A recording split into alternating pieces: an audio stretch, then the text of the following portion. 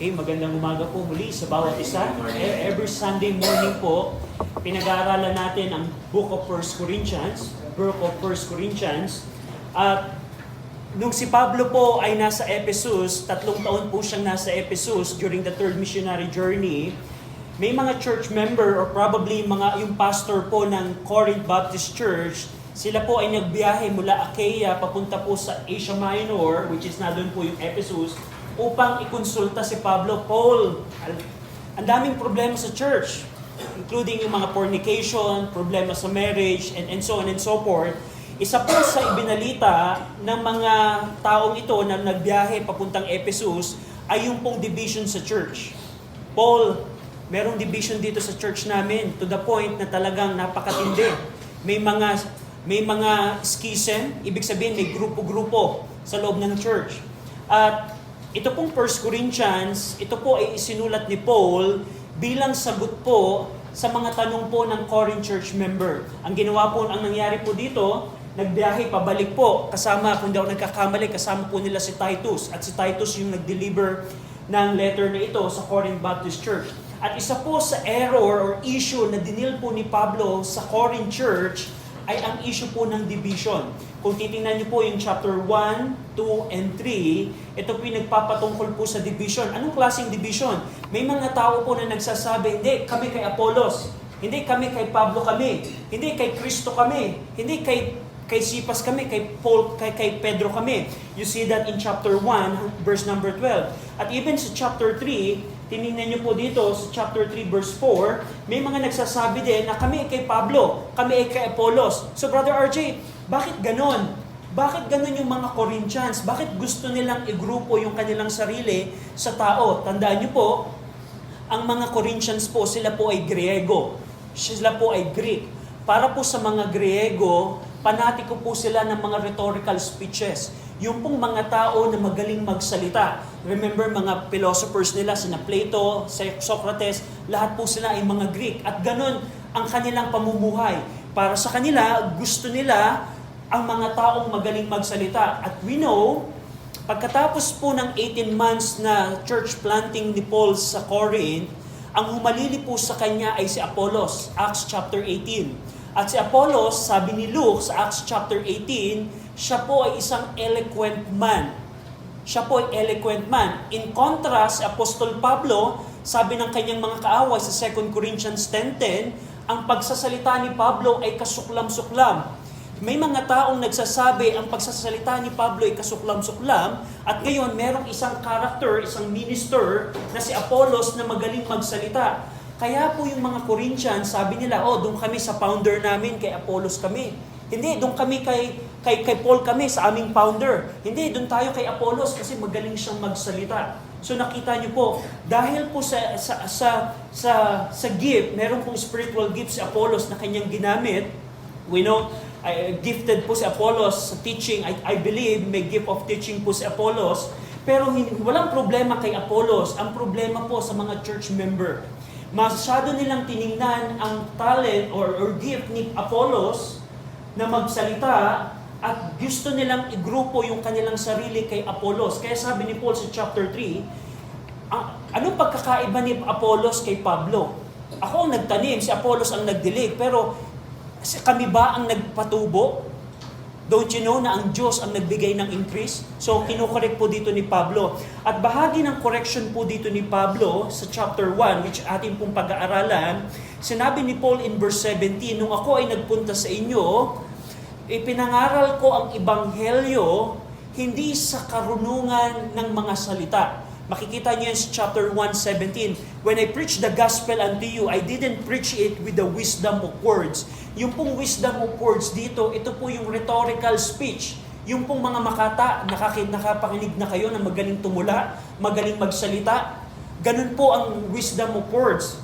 At sabi ni Pablo, nung ako'y nangaral sa inyo, hindi ako nangaral ng katulad ng inyong mga philosophers. Hindi ako nangaral with the wisdom of words. Tingnan niyo po yung chapter 2, verse 1. And I, brethren, when I came to you, came not with the excellency of speech or wisdom, declaring unto you the testimony of God. Nung ako ay napunta sa inyo, nung nangaral ako sa inyo, hindi ako nagsalita ng mga mabubulaklak na sasalita.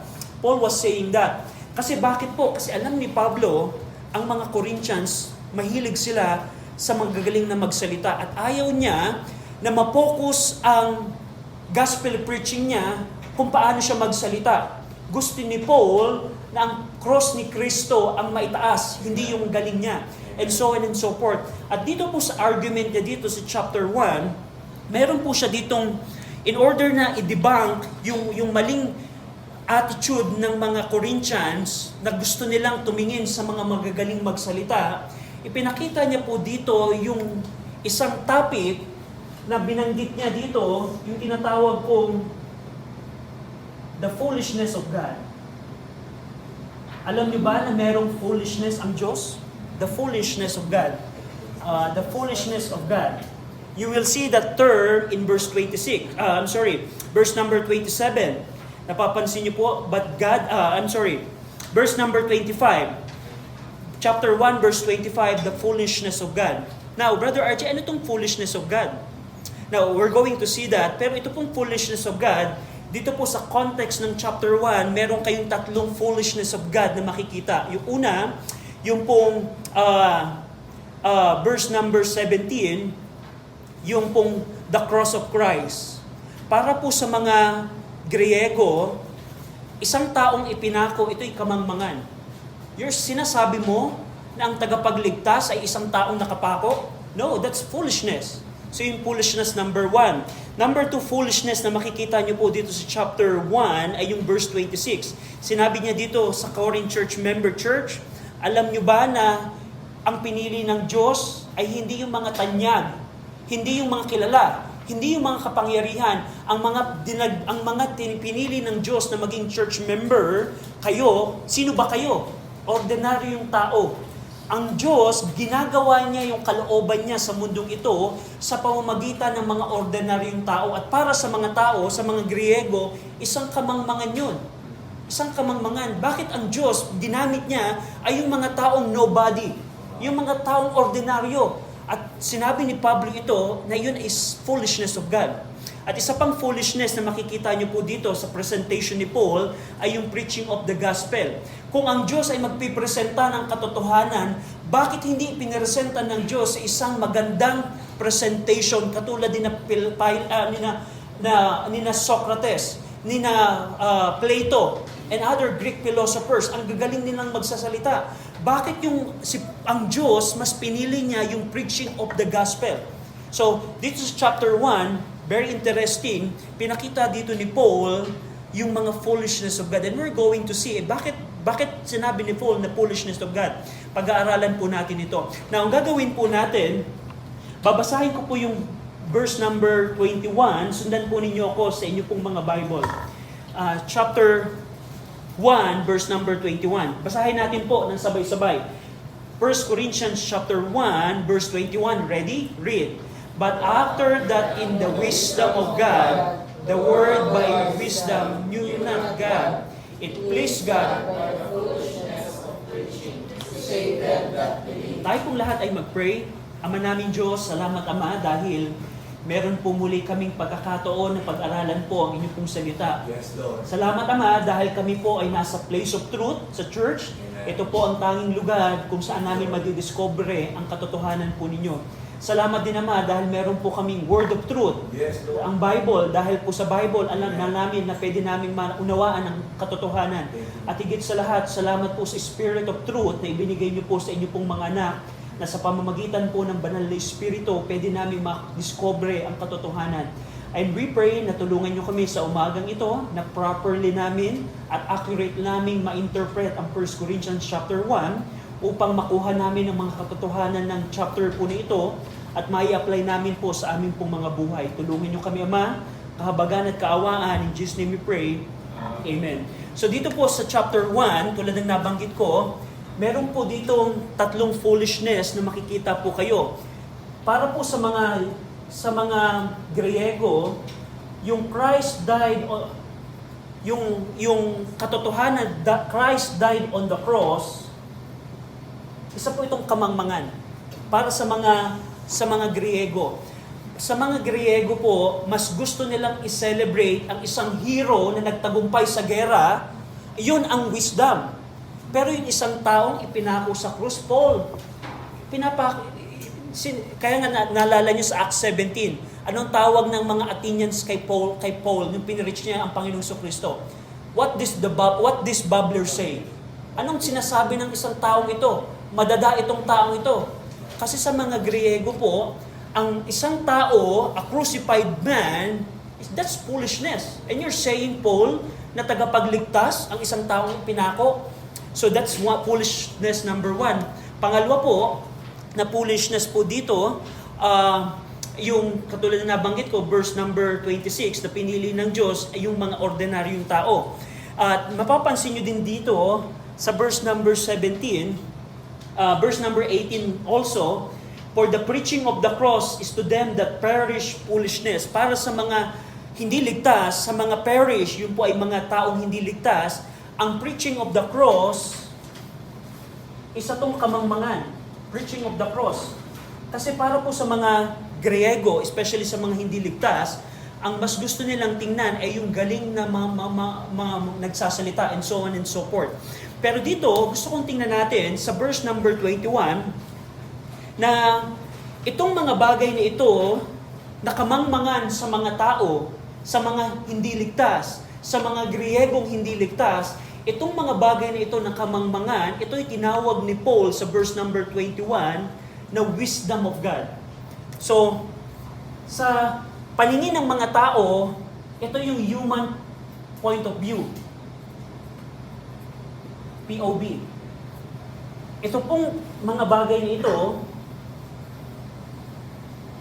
sa paningin ng mga tao, this is foolishness. Pero sa paningin ng Diyos, tinawag ni Paul itong the wisdom of God. Mapapansin niyo po yan sa verse number 21. So, this is God's point of view. So dito, same subject, preaching of the cross, Christ died on the cross, para sa mga tao, sa mga Gentiles, sa mga hindi ligtas, ito'y kamangmangan. Pero sinabi ni Paul sa verse number 21, tingnan niyo po ito, but after that in the wisdom of God. Pag sinabi pong in the wisdom of God, tinutukoy dito ni Paul yung pong framework, yung pong spear sa loob ng katalinuhan ng Diyos. At yung wisdom of God na ito po yung Christ died on the cross and the preaching of the gospel. It's the same subject. So ito pong verse number 21, ipinapaliwanag po dito ni Paul kung paano ginawa ng Diyos na sa kanyang wisdom, ginawa niyang mangmang ang mundo. And dito makikita natin yung verse number 21, napansin niyo po yung conjunction word na for. Ibig sabihin, sa interpretation, yung verse 21, ito po ang nagpapaliwanag ng verse number 20. Yung verse 20, sinabi ni Paul dito, hath not God made foolish the wisdom of the world? Hindi niyo ba alam na ginawa ng mangmang ng Diyos ang katalinuhan ng mundong ito? Yun ang argument ng verse number 20 and napag-aralan natin yan last week. Ngayon, itong verse number 21, ipapaliwanag ni Paul kung paano ginawang mangmang ng Diyos ang katalinuhan ng mundong ito. So verse number 21, sabi ni Paul, but for after that in the wisdom of God, sa loob ng framework ng katalinuhan ng Diyos, by wisdom, knew not God. Napansin niyo po ito? Ibig sabihin, merong wisdom of God. Ito pong wisdom of God, yung sa verse number 21, meron kayong dalawang wisdom na makikita po dito. Yung pong wisdom of God po dito, ito po yung framework. Paano iniligtas ng Diyos? Paano ang Diyos nagbigay ng kaligtasan? Now, question ko po sa inyo, pwede bang gawin ng Diyos na kung sino man ang merong 1,000,000, siya ang ililigtas ng Diyos? Pwedeng gawin yun ng Diyos. Pwedeng gawin ng Diyos na dahil ang tao ay pasaway, o ganito na lang ang requirement, tapusin na lang ng tao ang mga sakramento, pag nakumpleto niya yung mga sakramento, at pag pinanalangin siya ng mga kamag-anak niya at siya'y nasa purgatorio, pwedeng iligtas na ng Diyos yon. Pwedeng gawin po yun ng Diyos. O pwedeng gawin ng Diyos na, o sige, kung sino na lang yung mga naging church member, ganun na lamang, ililigtas ko na lamang lahat ng naging church member. Pwedeng gawin po yun ng Diyos. Pero hindi po yung ganon ang ginawang paraan ng Diyos ng kaligtasan. Tinawag ito ni Paul na wisdom of God. Paano ang Diyos nag-provide ng kaligtasan?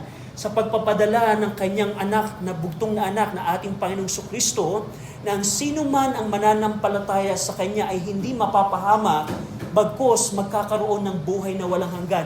Yun po yung wisdom of God na tinutukoy. Para sa mga tao, sa point of view ng tao, kamangmangan yun. Sa Griego, isang taong ipinako, kamangmangan yun, Pablo. Ang sineselebrate nila, yung mga hero na nagtagumpay sa gera, yun ang gusto nila. Pero sabi ng Panginoon, sabi ni Paul, ito ay wisdom of God. At sa pamamagitan ng wisdom of God, ito po yung wisdom of God, by wisdom, knew not God. Napansin niyo po, itong mga tao, itong mga matatalinong Griego, sa pamamagitan ng kanilang sariling wisdom, hindi nila nakilala ang Diyos. Napansin niyo po, for after that in the wisdom of God, ito yung wisdom of God, Christ died on the cross, ito po yung plano ng kaligtasan.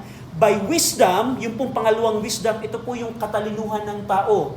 Sa pamamagitan ng kanilang sariling katalinuhan, hindi nila nakilala ang Diyos. So yun ang tinutukoy dito ni Pablo. Tingnan niyo po. Ang tao, marami pong tao ngayon ang hindi naniniwala na may Diyos. O kung meron silang pagkakilala ng Diyos, hindi po ito yung tunay na buhay na Diyos. Kasi anong argument nila? Na kung merong Diyos, bakit yung mga baby na inosente ay namamatay? Panoodin nyo lamang yung gera sa Middle East, sa Gaza. Wala namang kasalanan yung mga baby na ito. Bakit sila namamatay? Yung mga inosenteng tao. Kung merong Diyos, bakit pahihintulutan ng Diyos ang mga bagay na yun? Now, by wisdom ng tao, kung merong Diyos, bakit may suffering? Di ba? Yun ang wisdom ng tao. Kung merong Diyos, bakit may mga calamity na nangyayari? Meron ba talagang Diyos? Bakit hinahayaan ng Diyos ito? Kung merong Diyos, bakit hinayaan ng Diyos na mabuhay si Hitler?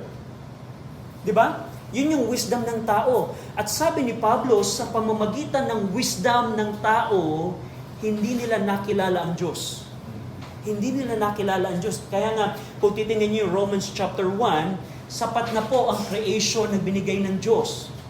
Pag tiningnan niyo yung araw, tiningnan niyo yung mga puno, sabi ni Paul sa Romans chapter 1, yung invisible things ng creation, itinuturo nito, sinisigaw nito na merong tayong tagapaglikha, the Creator. Pero sabi dito ni Paul, sa pamamagitan ng katalinuhan ng tao, hindi nila nakilala ang Diyos. So dito, makikita ninyo, para itong filter. Pag dinaan nyo ang isang bagay sa filter ng wisdom of God, meron tong nagiging resulta. Yung una, man by wisdom, anong naging resulta nito? Sa pamamagitan ng sariling katalinuhan ng tao, hindi nila nakilala ang Diyos.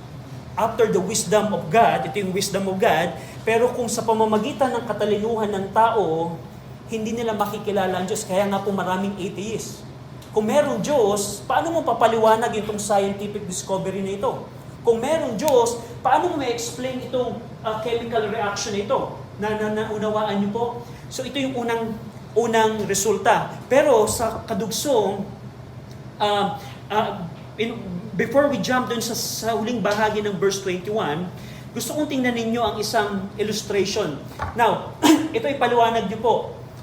Bakit yung mga bata na lumaki sa isang malinis na environment, di ba may mga nanay na talagang yung kanilang anak ayaw nilang padapuan ng langaw, padapuan ng lamok, at ayaw nila na maglaro sa mga lupa kasi concerned sila na sa mga bakterya. Pero may mga bata naman na tingnan mo, na doon sila sa Ilog Pasig, na doon sila lagi sa bundok ng basura. Pag yung dalawang bata na yon, isang bata na lumaki sa malinis na environment at yung bata na puro dumi ang nasa paligid, pag lumaki sila, meron pong study, tinatawag po itong hygiene hypothesis, na patunayan ito ng mga hypothesis ito ng mga scientists. Sa dalawang bata na ito, paglaki, sino yung mas higit na magkakasakit? Yung laging malinis. Yung taong putik, yung batang nasa Pasig River, Yung bata laging kumakain ng lupa, paglaki niya, ito yung hindi nagkakasakit. Now, ang tanong, paano nyo ma-explain to? Di ba? Paano nyo ma-explain to? Yung nanay na nag-ingat ng kanyang anak na hindi ko padadapuan ng lamok, hindi ko to papakainin ng madumi. Paglaki ng batang ito yung prone na magkasakit. Puro bakterya. At ganun po ang reasoning ng tao. Pinipilit ng tao na sa kanyang sariling kaunawaan, maunawaan ang Diyos, pero pumapalya siya. Ngayon, scientific explanation po noon, dinesign po ng Diyos ang immune system ng tao na matrain. So yung batang madumi, bata pa lamang siya, yung immune system niya na-train na sa maraming variant ng bacteria, kaya nung meron na siyang mga antibodies na na-develop, kaya nung lumaki siya, malakas na yung kanyang immune system. So, ang point ko po dito, ang pinaka-point po dito, katulad nung scenario na ito, pinipilit ng taong makilala ang Diyos, malaman ang Diyos sa kanyang sariling wisdom, pero bumabagsak siya, pumapalya siya. Ngayon, sa huling bahagi ng verse number 21, tingnan niyo po ang response ng Diyos. Huling bahagi ng verse 21, it pleased God by the foolishness of preaching to save them that believe. Ito po yung response ng Diyos sa pagbagsak ng tao. Hindi nakilala ng tao sa kanyang pamamagitan ng kanyang wisdom ang Diyos, pero sabi ng Diyos, siya ay nalugod. Yung pong salitang it please God, ito po yung nagpapatungkol sa kanya pong deliberate choice. So a little bit of grammar, pwede nyo i-check yung study notes ninyo. I provided there some grammatical explanations sa original Greek. Ito po ay isang aorist tense.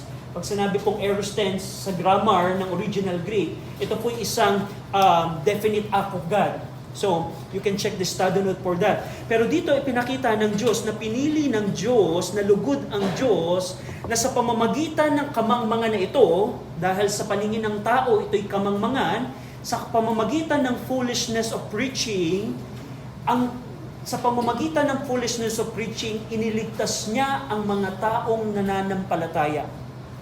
So, sa pamamagitan ng foolishness of preaching, ito isang kamangmangan sa paningin ng tao, pero ito pala ang ginamit na instrumento ng Diyos upang siya ay magbigay ng kaligtasan sa tao. So pinaliwanag dito ni Paul yung different response ng tao. Pinipilit ng tao, kung i-examine ng tao ang bagay na ito, hindi nila nakikilala ang Diyos. Kasi sa pamamagitan ng kanilang sariling wisdom, hindi nila nakilala ang Diyos. Pero dito, God saves sa pamamagitan nito. Napansin niyo po, sa pamamagitan ng foolishness of preaching, ito'y kamangmangan, pero itong instrumento na ito ang ginamit ng Diyos upang ikaw at ako ay maligtas. Hindi tayo niligtas ng Diyos sa pamamagitan ng isang hero na nag-conquer ng maraming armies. Hindi tayo iniligtas ng Diyos sa pamamagitan ng isang superstar. Iniligtas tayo ng Diyos sa isang mensahe na 2,000 years ago, merong isang taong Hudyo na ipinako sa krus na may yung kanyang dugong nadanak sa krus ay may kapangyarihang magligtas, maglinis ng aking kasalanan. Yun po ang ginawang pamamaraan ng Diyos. So dito, itong bagay na ito na sa paningin ng tao ay kamangmangan, the proclamation of the gospel, the preaching of the gospel, ito po ang ginawang pamamaraan ng Diyos na magligtas sa mga taong nananampalataya. Napansin niyo po yung word na believe? Yung pong word na believe, ito po ay nasa present tense, sa Greek, sa grammar, sa original. Ibig sabihin, ang isang tao pong ligtas, siya po ay nananampalataya continually, and so on and so forth. So, verse number 21, so nakita natin dito yung dalawang bagay. Una, by wisdom ng tao, pinipilit nila na ma-comprehend to. Ang naging resulta, hindi nila nakilala ang Diyos. Pero sa Diyos, ginamit niya yung same subject, itong preaching, Christ died on the cross, ito ang ginamit niyang instrumento upang magligtas ng mga taong nananampalataya. Verse number 22, in-expand dito ni Paul, merong dalawang audience. Yung pong mga Jews at yung mga Gentiles. So, basahin natin po yung verse 22 and 24. Basahin natin together, 22 to 24. Ready? Read. For the Jews require a sign, and the Greeks seek after wisdom. But we preach Christ crucified, unto the Jews a stumbling block, and unto the Greeks foolishness. but unto them which are called, both Jews and Greeks, Christ the power of God and the wisdom of God. So i-expand po ni Pablo dito yung tema po ng by wisdom, hindi nila nakilala ang Diyos. Kasi yung mga Hudyo, nagbigay siya ng example. So ang truth dito, by wisdom, they knew not God. And then expound dito ni Paul, magbigay ka nga ng example, kasi sinabi mo kanina sa verse 21, by wisdom, they knew not God. Paul, anong example? Puntahan natin yung mga Hudyo. Ano ang gusto ng mga Hudyo? Gusto nila lagi ng senyales. Gusto nila ng mga sign. Remember in Matthew 12:38 and John chapter 6 verse 30, yung kaharap nila ang Panginoong Kristo. Magbigay ka ng senyales at kami maniniwala na ikaw ang Misaya. Ganun po ang mga Hudyo. They require a sign. At sabi ni Paul dito, for the Jews require a sign, pero ang mga Greek, anong gusto nila? Kung ang mga Hudyo ay humahanap sila ng senyales, ang mga Greek gusto nila ng wisdom, after the wisdom. Ito pong wisdom na ito po yung nagpapatungkol sa rhetorical wisdom, intellectual speech. Paano mo ipipresenta ang isang katotohanan na mapapaniwala mo ko? Pwede mo mong ipakita yan sa akin sa galing mong pagsasalita, sa galing mo ng argumento, sa galing mo sa debate. Yun po ang wisdom dito. So meron two audience. Yung mga Hudyo, gusto nila ng sign. Yung mga Greek, gusto nila ng wisdom of words or intellectual wisdom. Wisdom ng reasoning. Ipatunayan mo muna na ang 1 plus 1 ay 3 bago ako maniniwala. Ganun ang Griego. Something like that. Pero sabi ni Paul dito, kung ang mga Hudyo ay naghahanap ng senyales, ang mga Griego ay naghahanap ng katalinuhan, sabi ni Paul, yung we po dito, Paul and Timothy and Silas and even other apostles, sabi ni Paul, but we preach Christ crucified. Sige, maghanap kayo ng senyales, maghanap kayo ng katalinuhan, pero kami, pinili namin na ipangaral na si Kristo ay ipinako sa krus. Ipinako sa krus. At ano ang naging resulta nito? Sa mga Hudyo, ang naging resulta nito ay stumbling block. Sabi ni Paul, but we preach Christ crucified, at ang naging resulta ng kanilang pangaral na ang Misaya ay ipinako sa krus, sa mga Hudyo, ito isang stumbling block. Pag sinabi pong stumbling block, ito ay offense. Isang, Tagalog sa offense? Natisod, pwedeng natisod, o nasaktan sila. Isang kasakitan. Bakit? Kasi para po sa mga Hudyo, alam nila ang Old Testament, para sa kanila, alam nila ang Misaya nila ay isang tao na magdi-deliver sa kanila sa kanilang mga kaaway. Alam nila na ang kanilang Misaya, siya ang magiging deliverer nila sa mga Roma. Ngayon, si Paul, nangaral na ang Misaya nila ay isang pinako, kaya ang naging resulta nito, isang offense, isang stumbling block. Bakit mo, Paul, sasabihin ng aming Misaya ay pinako? And basically, hindi alam ng mga Hudyong ito, ng Isaiah 53. Kasi hindi nila alam na ang servant ng Panginoon ay magsasuffer. Para sa mga Hudyo, nakatingin sila sa isang Misaya na magdi-deliver sa kanila. Kaya po, kahit hanggang ngayon, pumunta kayo sa Israel, kausapin niyo yung mga Orthodox Jews, alam nila na may Misayang dadating. Alam nila na ang Misaya nila ang magdi-deliver sa kanila sa kanilang mga kaaway na Muslim country. Alam po nila na yun. Kaya nga po pagdating ng tribulation, ganun na lamang nilang tatanggapin ang Antichrist. Kasi magbabalik kayo po si Antichrist na Misaya po ng mga Israelites. Pero dito, nung nangaral si Pablo, naghahanap ng senyales ang mga Hudyo. Pero sabi ni Paul, dinesisyon na namin na ipangaral that Christ died on the cross. At ang naging resulta nito sa mga Hudyo, isang stumbling block. Natisod sila. Ano naman ang nangyari sa mga Griego? Nung pinreach ni Paul at ng mga kasamahan niya that Christ crucified, ano naging resulta sa mga Griego? And unto the Greeks, foolishness. Anong kamangmangan yan? What does babbler say? Anong sinasabi mo? Na kung kami ay mananampalataya sa isang taong naipako, isang taong pinatay ng mga Romano, kami maliligtas, kamangmangan, hindi kami maniniwala dyan. At yun ang naging resulta. Nung ipinangaral ni Paul that Christ crucified, ang mga Hudyo natisod sila kasi ine-expect nila ang kanilang Messiah, isang haring magdi-deliver sa kanila. At ang mga Griego, nag-aabang, mas gusto nilang paniwalaan yung mga taong nagtagumpay sa gera, yung mga magagaling magsalita. Pero ngayon, naging kamangmangan ito sa mga Griego. So napansin niyo po dito na itong dalawang taong ito, sa kanilang sariling kaunawaan, hindi nila nakilala ang Diyos. Hindi nila nakilala ang Diyos. Pero, pangatlong audience, mayroong pangatlong audience. Sabi ni Paul sa verse number 24, "But unto them which are called." May mga tao na iba ang naging resulta ng foolishness, itong bagay na ito. Sa mga Jews, naging stumbling block. Sa mga Gentiles, naging foolishness, yung preaching of Christ, preaching of the cross. Pero sa mga taong tinawag, now, ito pong called na ito, hindi po ito Calvinist. Kasi tandaan niyo po, kailangan nating malaman ano ang nasa isip ni Pablo nung sinabi niya ito. Contextually, ito po yung nagpapatungkol dun po sa mga taong nanampalataya, verse number 21. So, nakita niyo po, Paul said, God saved them that believe. At same context, tinawag ni Paul na yung mga taong nanampalataya, sila yung tinawag. And you will see that also sa verse 26, yung mga tinawag. Hindi po ito yung pagkatawag na out of nowhere, tumawag na ang Panginoon, pumili ang Diyos ng mga taong gusto niyang iligtas. No, context defines it. So yung called po dito, ito po yung mga mananampalataya. Kung sa mga Hudyo, naging stumbling block. Sa mga Greeks, naging foolishness. Pero sa mga mananampalataya, ito po ay kapangyarihan ng Diyos. Ito ay wisdom of God. Na may mga tao pong Jews and Greek na naligtas at sabi ni Paul, yung preaching of the cross, ito po ay kapangyarihan ng Diyos. Ano ibig sabihin nito, Brother RJ? Alam niyo po ba na sa mga taong Kristiyano, ang gospel po, ito po ay kapangyarihan ng Diyos upang mabago ang buhay mo. And I personally, that's my testimony.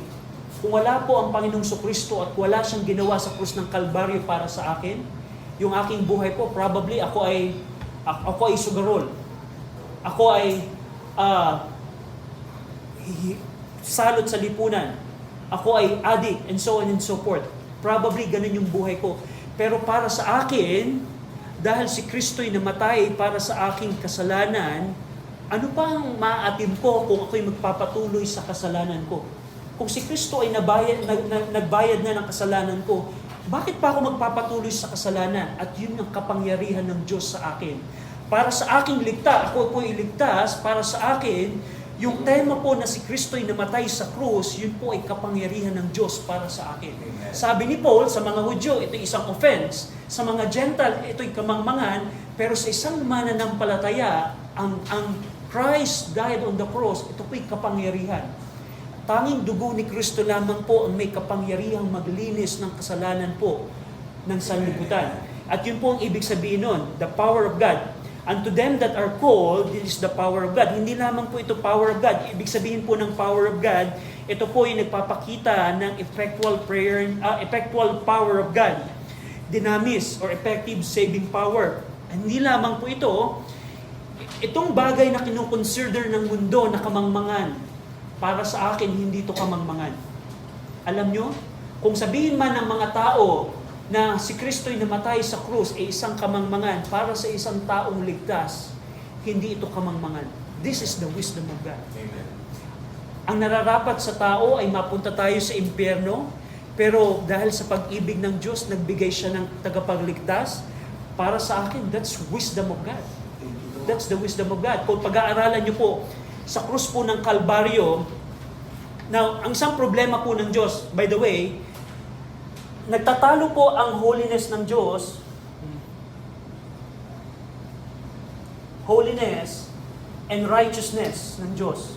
Alam niyo po ba na sa krus po ng, ang holiness ng Diyos, pakinggan niyo po ito, ang holiness ng Diyos at ang kanyang, let's see here, ang kanyang holiness and righteousness, sinasabi ng holiness ng Diyos, hindi pwede ang isang taong makasalanan ay makapunta sa langit.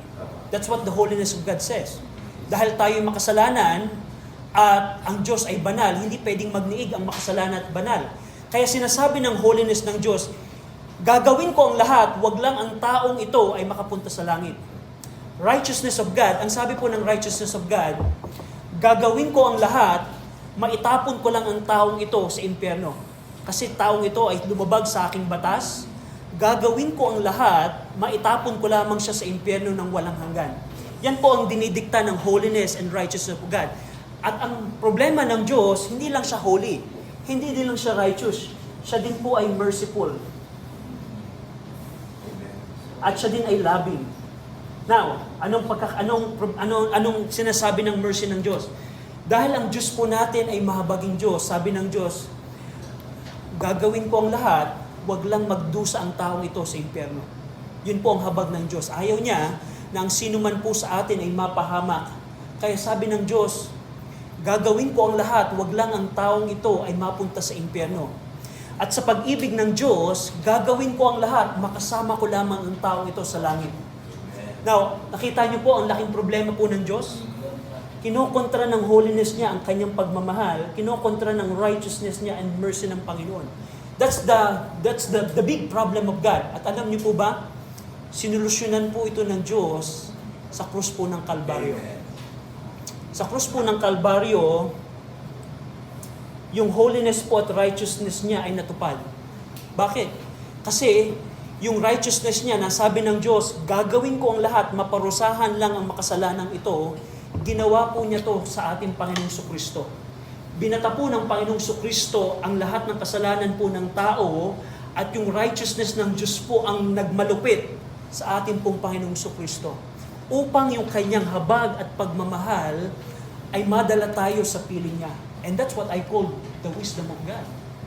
That's extraordinary. Amen. Sinolusyonan ng Diyos ang kanyang problema ng holiness, righteousness, kinokontra yun ng kanyang mercy and love sa pamamagitan ng Christ died on the cross. At para sa tao pong ligtas, itong topic na ito, sa mga Hudyo, ito'y offense. Sa mga Greek, ito'y foolishness. Pero sa taong ligtas, for me, this is the wisdom of God. This is a wisdom. This is a wisdom. And yan po ang sinasabi dito ni Paul.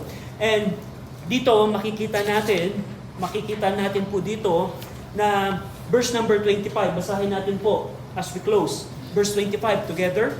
Ready? Read. Because the foolishness of God is wiser than man, and the weakness of God is stronger than man. So dito, binigyan ng dahilan ni Pablo, bakit ang mensahe ng cross, na kahit ito'y i-reject ng mga Jews at ng mga Greek, ito pa rin ang tunay na wisdom. Ito pa rin ang kapangyarihan ng Diyos. Pinaliwanag niya dito sa verse 25. In-explain niya dito kung bakit si Kristo, yung katotohanan na si Kristo ay namatay sa krus, yun ang kapangyarihan ng Diyos at yun ang wisdom of God. Kasi sabi niya dito, because the foolishness of God is wiser than men.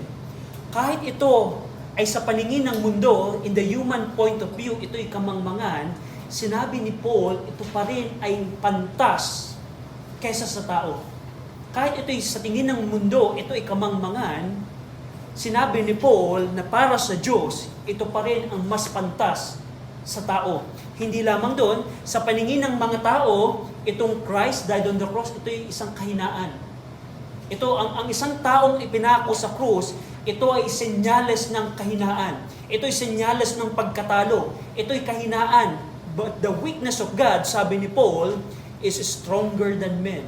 So pinakita dito ni Paul na kung ano man ang seemingly weak sa paningin ng Diyos, ito ay isang kahinaan. Sinabi dito ni Paul na ito ay mas malakas sa tao. Yung ibig sabihin po na ng stronger than men, ito po ay isang comparative adjective na nagpapakita sa paningin ng Diyos, yung mga bagay na mahina, ito ang tunay na malakas. Yung mga bagay na mangmang, ito ang tunay na pantas. So, dito po makikita natin yung foolishness of God. So, bilang challenge po sa ating pong mga mananampalataya, kung sa umagang ito, ang ebanghelyo ay isang kamangmangan pa rin sa iyo, bakit ako maniniwala sa isang tagapagligtas? Kailangan ma-save, kaibigan. You need to repent and believe at magsisi ka sa iyong kasalanan at manampalataya ka sa Panginoong Kristo, and you need to get saved. Kasi kung itong katotohanan ito ay isa pa rin kamangmangan sa iyo, you need to get saved. That's the sign of you're not saved. You need to get saved. Pero sa mga mananampalataya po, this is the challenge. Alam niyo po ba na sa Panginoon, may mga bagay siyang wisdom. Pero sa paningin po natin bilang tao, dahil tayo po ay tao pa rin, may old sinful nature tayo, may mga bagay pala na ito'y wisdom ng Diyos, pero sa atin ay kamangmangan. Bigyan ko po kayo ng halimbawa, kasi ito po is soteriology, patungkol sa salvation. Pero tingnan niyo po ito, yung mamumuhay ka para sa Panginoon. Marami pong Kristiyano ngayon ang hindi naglilingkod sa Panginoon kasi sa paningin nila ay yung magsuko ako ng oras, yung magsuko ako ng buhay, aksaya lang yun ng oras. Aksaya lang yun ng oras. Mas gugustuhin ko na lamang na doon ako sa aking salas, manunod ako ng movie, habang kumakain ako, yun ang wisdom. Kasi buong linggo akong napagod, ang pagod magtrabaho. Magpapahinga na lamang ako sa bahay. At anong kaya ang mas magandang gawin para sa paningin ng tao? Para sa paningin ng tao, huwag na lang tayo maglingkod. Hayaan mo na lang to sa mga ibang church member, dito na lang tayo sa bahay. Napansin niyo po? Yung maglingkod sa Panginoon, sa ibang Kristiyano, kamangmangan to. Pero sa Panginoon, yun ay isang kapantasan.